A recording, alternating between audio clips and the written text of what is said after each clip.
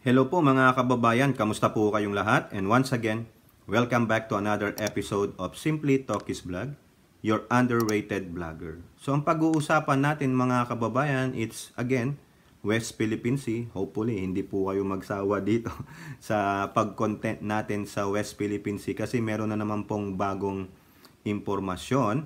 At the same time, yung Philippines and France nagkasundo sa usaping depensa. No? So, bago ang lahat, i-flex ko lang po yung Haya Nature Resort. For more details, punta lang po kayo sa kanilang Facebook page. At ganun din po tayo magpapasalamat sa lahat ng ating channel members, subscribers, followers, at mga nanonood ng ating mga videos. May God bless you all. So, unahin po natin mga kababayan itong maiksing balita dito sa GMA News na kung saan ang Pilipinas at ang bansang France po ay nagkasundo para po sa depensa. Okay, so ito po, Philippines, France to pursue key defense pact. Nagkasunduan po sila. Kumbaga, ito pirma ko, itong kasunduan natin, agree dito. Di ba? Defense ministers for the Philippines and France vowed Saturday to pursue an agreement that would allow them to deploy troops to each other's territories. The latest such deal sought by the archipelagic nation located in the strategic South China Sea. Speaking following a meeting in Manila, Philippine Defense Secretary Gilbert Teodoro and his French counterpart Sébastien Lecornu said they agreed to seek authorization from their respective presidents and relevant agencies to start negotiation for a visiting forces agreement o para na naman itong BFA. Di ba may BFA tayo sa US? Meron tayong gusto ring isagawang BFA sa Japan. Remember, ayan po yung isa sa mga nais gawin nang dumating ang Prime Minister ng Japan sa Pilipinas last month. Ngayon nga po, niriripaso yan. Ginagawa na nila na, siyempre, training dito sa Pilipinas, training sa Japan, ganun din tong France. Gusto nilang magkaroon ng visiting forces agreement between our uniform personnel. Ay maganda yan. Maganda rin po ang military technology ng France. The Philippines already has similar pacts with the United States and Australia and has agreed to start talks for one with Japan. O tatlo na pala, Australia. So kung sakasakali, pang-apat po ang France. Nako, pag ito dumami, baka susunod yan, UK. Susunod, South Korea. Susunod, India. O lahat na po. Kaso, sa China, sino? China, Chinese, Chekwa. Ni hao, sila. Apat din sila. Manila has been seeking to boost defense in the ties in the Asia-Pacific region and beyond in the face of China's increasing confidence in asserting its claims over the South China Sea. The agreements create the legal framework for countries to send defense personnel to each other's territory for training and other operations. Ito po ang sabi ni DND Chief. Quote, we agree to work on shared values, shared cooperation not only in the South China Sea but also in the Greater Pacific area, where France also has a presence and which we want to further defense cooperation and presence with the other oceanic nations. Lecornu, the first French defense minister to make an official visit to the Philippines, said the French Navy already have a higher number of operations and training in the region. We are working on an agenda and of strengthening our presence into the Indo-Pacific. Ayan.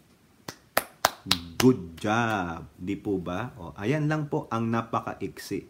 Gusto nating, Philippines, France, magkaroon ng visiting forces agreement para po mapagtibay ang ating samahan, lalong-lalo na in terms of defense. And also, a pre-Indo-Pacific navigation. Ay, napakaganda niyan mga kababayan. Eto na po, itong isa na namang article natin, maiksi lang po to para hindi po kayo mabore sa West Philippine Sea. Naknang putik, sa dami ng ating content sa West Philippine Sea. Ewan ko lang kung di pa kayo mapurga, kung di pa ko pa alam kung lalo kayong mapag-igting ang pagiging nationalistic ninyo, ang inyong patriotism. Hindi kayo pagugoyo sa salapi ng China. Hindi kayo kakampi sa mga katulad nating Pilipinong mga traidor, mga makapili, mga anak ni Judas Iscariot o lahi ni Judas Iscariot at Pinocchio. No? Ito po sa balita ng GMA News Online. PCG, more than 135 Chinese vessels spotted off Julian Felipe Reef o Julian Philip. O, paano babasahin to? Julian Felipe Reef. O yun na lang, Julian Felipe Reef. The Philippine Coast Guard reported on Sunday that more than 135 vessels of the Chinese Maritime Militia or the CMM had been spotted off Julian Felipe Reef located within the Philippine Area of Responsibility. O, ito po. This comes as PCG Commandant Admiral Rene Gil Gaban on Saturday, December 2nd, deployed Philippine Coast Guard vessels BRP Sindangan and BRP Cabra to conduct patrols near the reef. Located 175 nautical miles west of Bataraza in Palawan, the Julian Felipe Reef is considered a low tide elevation within the territorial sea of relevant high tide features in the Kalayaan Island Group. 175 nautical miles west of dyan po sa Palawan. Nandyan yan sa ating exclusive economic zone. Pero tignan nyo po yung larawan na yan. Chinese militia vessels, hindi po yan mga fishing boats. Bantay po yan. Tignan nyo. Diba? Ang sarap po yan sana kung pwede lang nating i-shake yung dagat. I-shake nyo ganon para sila po ay tumaob na doon sa bansa nila. No response was made to the radio challenge issued by the PCG to the CMM o yung Chinese Chinese Maritime Militia. Safety and security and the marine environment in the course of protecting the territorial integrity, sovereignty, sovereign rights, and jurisdiction of the Philippines in the West Philippine Sea. Ayan po yan. Kasi po, ito po yung sabi sa Yahoo News through BBC News ha. Philippines accuses China of swarming reef in South China Sea. No? Sa ulat na po ito, iba po yung pangalan nung Julian Felipe Reef. Ang tawag po nila ay Whitsun Reef. Sabi dito, 200 miles, nautical miles yan, ang layo sa Palawan. And sabi nga di ba ng PCG, 175. Pero, gaano po kalayo yung reef na yan sa malapit na islands ng China, yung Hainan Island? It is more than 1,000 kilometer o bahala na kayong mag-convert niyan sa miles from the nearest major Chinese landmass of Hainan Island. Paano nila nasabing kanila yan? Because of their freaking drawing na 10 dash line. Ang tanong, paano natin ito mapapaalis? Ano gagawin natin dyan sa mga nakahilerang mga Chinese militia vessels na yan? Ito ang sabi alam na alam ng international community ito. Report ito ng BBC. An international tribunal invalidated China's claim to 90% of the South China Sea in 2016. Nakita nyo?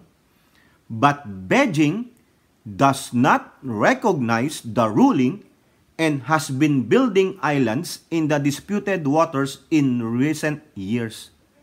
90% yung binasura ng international ruling. Ano yun? Yung ating 2016 sa dahig.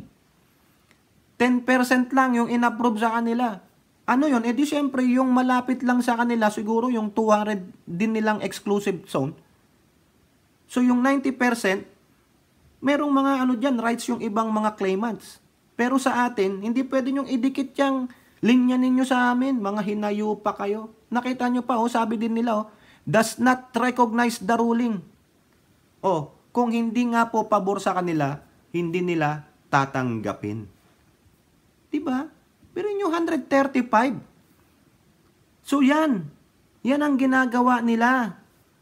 No? Develop sila ng mga ganitong bagay sa kanilang monetary kasi nga po dahil sa kanilang economy, dami lang pera pampagawa ng ganyan. Makita nyo mga kababayan, no? Nakaparada dyan. Wala namang ginagawa yan dyan, inangkla lang eh. Ang tanong, paano natin yan lalabanan? Diba? Wala tayong mga ganyan. Sila, gawa ng ganyan, habang tayo naman ay nag-aaway-away, divided. Diba? Kung ano-anong mga issues ang pinag-uusapan. Pati mga petty crimes pinag-uusapan sa Senado o sa Kongreso. Politically divided. Puro pamumulitika. O ano nangyari? Habang ang ating mga mambabatas, leader ay namumulitika sa isa't isa dahil sa mga ambisyon nila na maging leader ng bansa, ayun. Kawawa ang Coast Guard. Kawawa ang Navy. Kawawa ang mga nasa Palawan, Zambales, Pangasinan na inaagawan ng karapatang maglayag, mangisda sa ating West Philippine Sea. Diba, mga kababayan? 135. Paano nyo yan itataboy?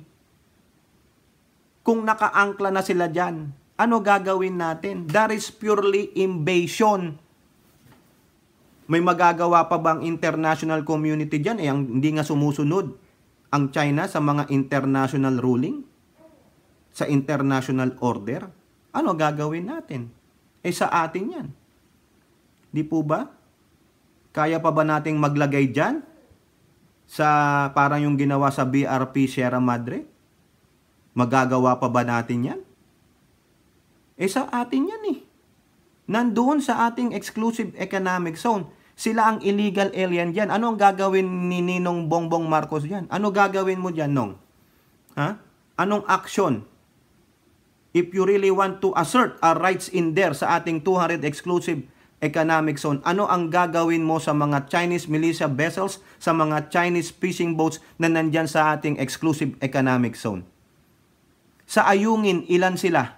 Sabi ni Tariela, 35 or more. Sa Julian Felipe Rip, ilan na? 135. So, ang dami nila. Mass produce sila ng ganyan. Tayo, ano ang hawak natin? Mga motorboats. Anong magagawa ng motorboat sa mga yan? Tingnan nyo ang larawan. Baka daanan lang sila, wasak na yung mga kawayan ng motorboats. Pinabayaan eh. O ngayon, magiging problema ni Ninong PBBM. Kaya tinatanong ko sinong PBBM, ano gagawin mo dyan nung? May ebidensya.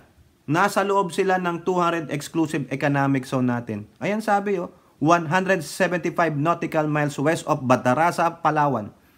Ano gagawin natin dyan? Nakaangklam na po sila dyan. Hindi na aalis ang mga yan. May tao man o wala. Ang tanging pamamaraan na lang dyan, halukayin ng may kapal ang dagat, lamunin sila ng tubig. Anong gagawin? 135 yan. May nakapalibot pang mga Coast Guard dyan, saka mga Navy nila. Mahirapan tayo. Di po ba? Ano gagawin natin? Problema yan. Baka nga yan, minimina na yan sa gabi.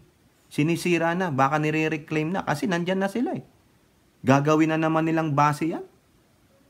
O ano na yung sinasabi ng Pangulo na walang square inch na mananakaw sa atin?